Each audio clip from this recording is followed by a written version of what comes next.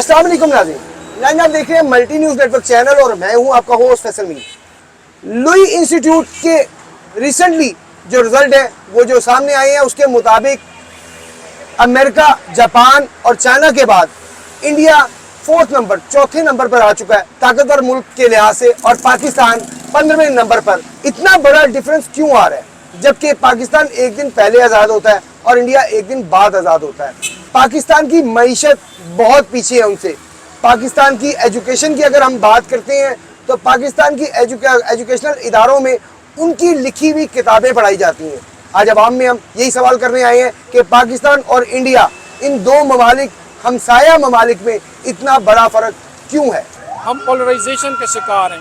चार बंदे बैठते हैं तो उसमें वो या तो सेक्ट्रिएट मतलब वो या मजहबी तौर पे लड़ते हैं आपस में, या वो आपस में अब पोलराइजेशन सियासत के तौर पे लड़ते हैं कि ये ठीक है ये ठीक, सब ठीक है। सबसे अहम चीज़ ये है जी, किसी भी नेशन को अगर आपने जज करना है ना तो सबसे पहले उसका एजुकेशन सिस्टम देखेंगे आप।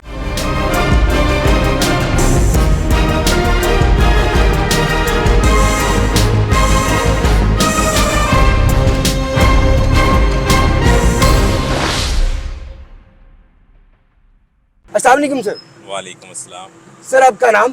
मुगीस। मुगीस साहब, अमेरिका, जापान और चाइना के बाद इंडिया इस वक्त चौथे नंबर पे है। लुई इंस्टीट्यूट जो कि हर साल रैंकिंग करते हैं एशिया के मालिक की, उनके मुताबिक इंडिया चौथे नंबर का पावरफुल मुल्क बन चुका है, जबकि पाकिस्तान जो है वो 15वें नंबर पे 15th नंबर पर चला गया है। उनकी मईशत हमसे बहुत आगे जा चुकी है, उनकी IT बहुत आगे है हमसे। इवन के हमारे सिलेबस में उनकी लिखी हुई किताबें पढ़ाई जा रही हैं हमारे बच्चों को। क्यों इतना ज़्यादा फ़र्क आप समझते हैं इन दोनों मुल्कों में? सबसे अहम चीज़ ये है जी, किसी भी नेशन को अगर आपने जज करना है ना तो सबसे पहले उसका एजुकेशन सिस्टम देखेंगे आप। जो इंडिया है वो पाकिस्तान से बहुत आगे है एजुकेशन सिस्टम में, one thing. The other thing is उनके कुछ इंस्टीट्यूट ऐसे हैं जो कि वर्ल्ड वाइड रिकग्नाइज हैं, टॉप रैंकिंग के अंदर आ रहे हैं। ICS, वो 3 इडियट फिल्म नहीं देखी होगी, उसमें वो वाला इंस्टीट्यूट, उसमें दाखिला। फिर उनके IPS ऑफिसर्स जो है ना वो टॉप क्लास IPS ऑफिसर्स हैं। लाइक उनके एग्ज़ाम्स और उनके टेस्ट जो होते हैं वो बड़े टफ होते हैं, और वो करके तो सिविल सर्विसेज वगैरह के अंदर आते हैं। हमारे साथ सबसे बड़ा मसला ये है कि यहाँ पर पाकिस्तान में स्टेबिलिटी नहीं है, पॉलिटिकल स्टेबिलिटी। सबसे अहम चीज़ ये होती है कि पॉलिटिकल स्टेबिलिटी होगी तो आपके जो इंस्टीट्यूट्स हैं उसको फॉलो करते हुए स्ट्रांग होते चले जाएंगे, आहिस्ता आहिस्ता आहिस्ता आहिस्ता बिल्ड करते जाएंगे अपने आप को। यहाँ पर जो कंसिस्टेंसी है वो नहीं है। एक हुकूमत आती है, वो तब्दील होती है, साथ ही पॉलिसीज़ भी तब्दील हो जाती हैं। मैं एक छोटी सी मिसाल दे दूँ मोटरवे की। वो एक हुकूमत ने मोटरवे तैयार की, दूसरे ने काम रोक दिया, फिर उनकी हुकूमत आई तो उन्होंने फिर से काम शुरू कर दिया। तो ऐसा जो तसलसल है, कॉन्टीन्यूटी है पॉलिसीज़ की, अगर वो चलती रहेगी तो Aahista Aahista with the passage of time आप देखेंगे कि हमारे इंस्टीट्यूट जो है ना वो मजबूत होते चले जाएंगे। सर ये प्रॉब्लम तो इंडिया में भी है कि वहाँ पे भी कई हुकूमतें 5 साल नहीं चली। नहीं, बहुत कम ऐसा हुआ है। और दूसरी बात जो सबसे अहम है, मैं मतलब नाम नहीं लेना चाहता, लेकिन फ़ौज हमारे यहाँ इंटरवीन करती है, डिफरेंट अदवार में उन्होंने इंटरवीन किया है, और उसकी वजह से बहुत सारे इंस्टीट्यूट जो है ना अंडर इन्फ्लुएंस आ जाते हैं उसके, और अपना काम प्रॉपरली नहीं कर पाते। अभी पिछली हुकूमत के अंदर कुछ ऐसा सिलसिला हुआ था कि इंस्टीट्यूट्स को हुकूमत ने इंडिपेंडेंट किया था और उन्होंने काम भी करना शुरू कर दिया था, लेकिन फिर वही बात कि स्टेबिलिटी नहीं है हुकूमत की। हमारे जो तालीमी इदारे हैं वो एजुकेट नहीं करते प्रॉपरली लोगों को। अब एक छोटी सी मिसाल देता हूँ मैं बाहर की। छोटे से बच्चे हैं KG के पहली जमात के, आप कभी बाहर के मुल्क में जाएं तो देखें फुटपाथ बने हुए हैं, फुटपाथ के ऊपर लाइन लगी होती है बच्चों की, एक दूसरे का हाथ पकड़ के वो जा रहे होते हैं, सिग्नल आता है उस पर स्टॉप हो जाते हैं, ज़ेब्रा क्रॉसिंग। यानी कि उनकी इनिशियल ट्रेनिंग ट्रैफिक अवेयरनेस के हवाले से उनको बचपन में दे देते हैं छोटे छोटे। तो क्या होता है कि उनके ये ट्रैफिक अवेयरनेस और ट्रैफिक को लॉ को अबाइड करना वो घुट्टी में बैठ जाता है उनके। ان کے لیے لا توڑنا ٹریفک کے حوالے سے بہت مشکل ہو جاتا ہے. ون تھنگ، وہ نیشن بھی کوئی بہت اچھی نہیں ہے. صرف اور صرف یہ ہے کہ ان کے قانون اتنے اسٹرانگ ہیں کہ اور فائنز اتنے زیادہ ہیں کہ لوگ اوائڈ کرتے ہیں کہ یار یہ ہمارے پاس نہ پڑ جائے. لائک سگنل توڑ دیا تو وہ اگلی دفعہ ساری زندگی سگنل نہیں توڑے گا. جب اس کے گھر چلان آ جائے گا نا تو وہ اگلی دفعہ توڑے گا نہیں. وہاں پر کینیڈا میں، امریکہ میں $25,000 میکسیمم فائن ہے اسپیڈ اوور لمٹ کا. کہ کنسٹرکشن ہو رہی ہے، کنسٹرکشن کے ایریا میں اگر 30 لمٹ ہے اور آپ 40 پہ پکڑے گئے ہیں تو میکسیمم فائن 25,000 ہے آپ کا. یہاں پر $25,000 غلط پارکنگ کے اوپر $125 کا آپ کو چلان ہو جاتا ہے. وہ پولیس والے جو وہاں پر ہیں ان سے کوئی بحث نہیں کرتا. وہ آتے ہیں، پرچی لگا کر چلے جاتے ہیں، بس ان کا اتنا کام ہوتا ہے. یہاں پر آپ کوشش کر لیں، یہی روڈ دیکھ لیں، یہ PIA مین بولیوارڈ ہے. اس کے اوپر انہوں نے بہت کوشش کر لی کہ وہ آگے چوک میں رش نہ ہو. ان نے جو ٹریفک بیریئر لگا دیے، گاڑیوں کو کہا کہ اس پیرلل کھڑا کریں، کراس کھڑا نہ کریں. اس کے باوجود نہیں امپلیمنٹ ہوتا. یہاں پر آپ دیکھیں گے کہ یہاں بہت سارے اب انہوں نے وہ بھی لگائے ہوئے ہیں، بورڈ بھی لگائے ہوئے ہیں یو ٹرن کے، اسٹاپ سائن کے، اور کوئی آبزرو نہیں کرتا. اچھا، یہ آبزرو کیوں نہیں کرتے؟ اس کی وجہ یہ ہے کہ ان کی بیسک ٹریننگ ہی نہیں ہوئی چھوٹے سے لیول پہ. یہ پوری ایک جنریشن، 2 جنریشنز جب اس ٹریننگ سے گزر کے آگے چلیں گی تو پھر آہستہ آہستہ آہستہ آہستہ ہمارا معاشرہ جو ہے نا وہ ٹھیک ہونا شروع ہوگا. انڈیا کے انسٹیٹیوٹس آپ دیکھیں، انڈیا کی بات ہو رہی تھی ایکچولی، انڈیا کے انسٹیٹیوٹس آپ دیکھیں کہ وہ بہت اسٹرانگ ہیں. لائک الیکشن کمیشن، وہ انڈیپینڈنٹ ادارہ ہے، وہ کسی اور ادارے کے انڈر انفلوئنس نہیں آتا. فوج کہیں نظر نہیں آتی ان کی. ان کے جو جرنلز ہیں وہ آ کے انٹروین نہیں کرتے. آپ نے اکثر یہ جو فلمیں ہوتی ہیں کسی بھی معاشرے کی کو ڈپکٹ کرتی ہیں کہ معاشرہ کس طریقے سے عکاسی کر رہی ہوتی ہیں، اس میں آپ نے اکثر فلموں میں دیکھا ہوگا کہ ایک میجر جو ہے وہ تھانے میں آتا ہے اور تھانے میں آ کے وہ ایک انسپیکٹر سے باتیں سنتا ہے کہ تمہارا کام یہاں نہیں ہے، یہ سول ایڈمنسٹریشن ہے، ہم یہاں پر لا انفورس کرتے ہیں، تم نے جو بھی کرنا ہے وہ جا کے بارڈر پہ کرو. یہاں پر کوئی ہو سکتا ہے؟ وجہ کیا ہے کہ ان کے انسٹیٹیوٹ اسٹرانگ ہیں، بہت زیادہ اسٹرانگ ہے ان کے انسٹیٹیوٹ. یہی وہ وجہ ہے کہ آپ دیکھیں کہ انسٹیٹیوٹس اسٹرانگ ہیں، ان کے ایجوکیشن سسٹم بہت بہتر ہے، ان کے IT پروفیشنلز جو ہیں نا وہ پروفیشنلز ہیں.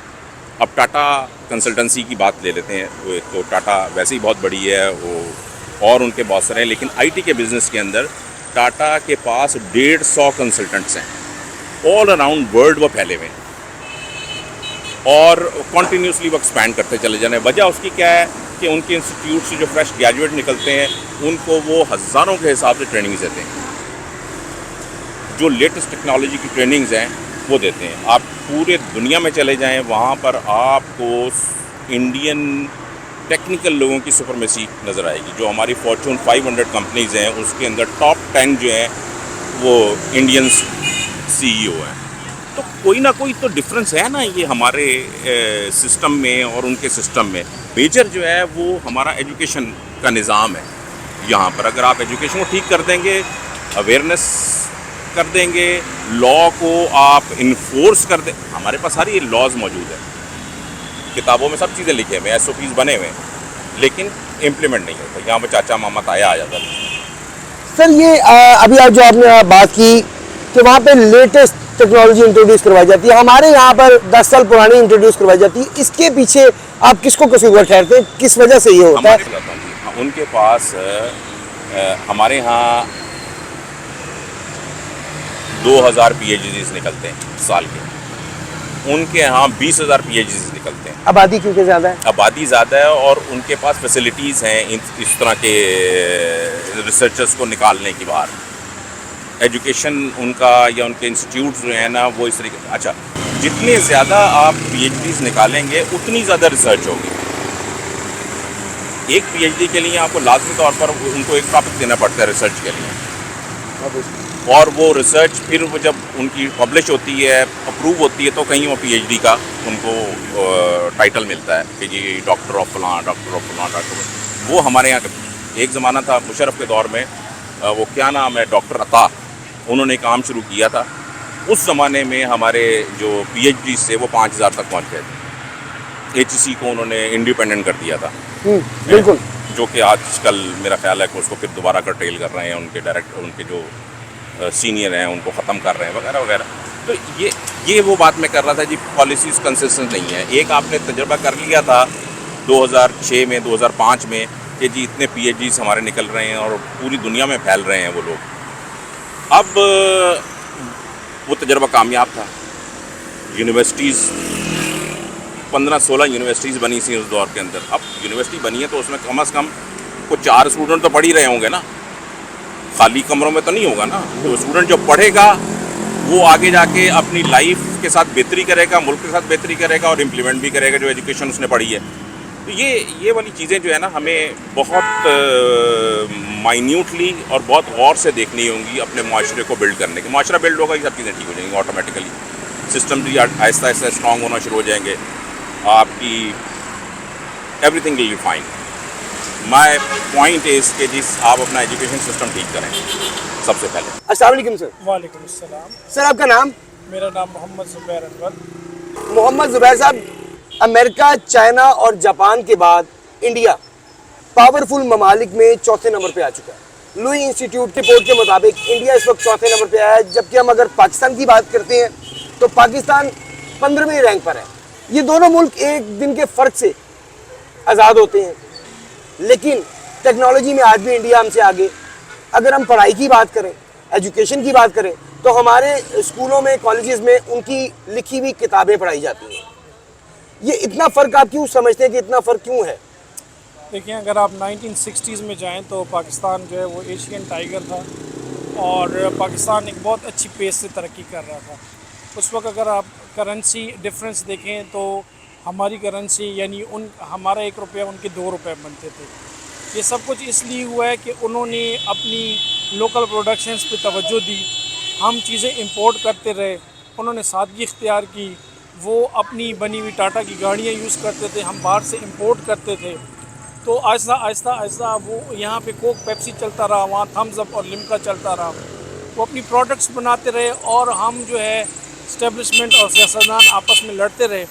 اور ان کی جو کامیابی کا راز تھا وہ ایک پالیسی تھی کہ کوئی بھی آئے, چاہے بی جے پی آئے یا کانگریس آئے یا کوئی بھی آئے, ان کی جو اسٹیٹ پالیسی تھی وہ ایک ہی تھی. لیکن ہماری اسٹیٹ پالیسی ایک نہیں تھی, ہم لڑتے جھگڑتے رہے. اور with the passage of time جو آج آپ کو فروٹس نظر آ رہے ہیں وہ ان کی 40 ایئرس کی محنت ہے, جس میں انہوں نے کسی چیز کو اپنے ملک میں نہیں آنے دیا, اپنے پروڈکٹس کو سپورٹ کیا, اپنی انڈسٹری کو سپورٹ کیا. 2004 میں میرا تعلق ٹیکسٹائل کی انڈسٹری سے ہے. 2004 میں جب ہم ایگزیبیشنز پہ جاتے تھے تو we were way ahead of them. لیکن آج اگر آپ دیکھیں تو India is way ahead of us, because وہ سر جھکا کے محنت کرتے رہے اور ہم لڑتے رہے.